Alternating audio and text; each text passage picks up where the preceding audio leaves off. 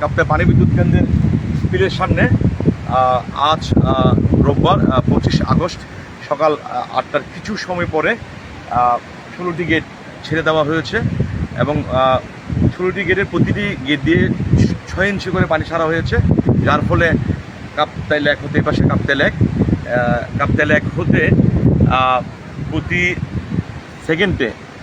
সেকেন্ডে 9,000 কিউসেক পানি, এই 9,000 কিউসেক পানি কর্ণফুলী নদীতে গিয়ে পড়ছে।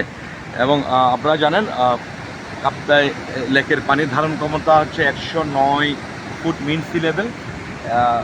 আজ সকাল পর্যন্ত 108.32 ফুট মিন সি লেভেল পানি ক্রস করেছে। 108 যদি হয় তাহলে সেটা বিপদসীমার উপরে ধরা যায়, যার ফলে কাপ্তাই পানি বিদ্যুৎ কর্তৃপক্ষ এই পানি ছাড়তে বাধ্য হয়েছে।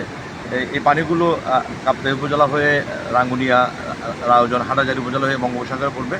অনেকে বলছেন আসলে বাড়িঘর ডুবে যাবে, ব্যাপক ক্ষয়ক্ষতি হবে, কিন্তু পিডিবিএ কর্তৃপক্ষের সাথে কথা বলে জানতে পারলাম মানে এই নির্মাঞ্চলে ব্যাপক ক্ষয়ক্ষতি হওয়ার কোনো সম্ভাবনা নাই। ওনারা বলছে এর আগেও এর থেকে বেশি করে পানি ছাড়া হয়েছিল। সুতরাং যারা নির্মাঞ্চলে আছেন তাদেরকে আতঙ্কিত না হওয়ার জন্য আমরা পরামর্শ দিচ্ছি।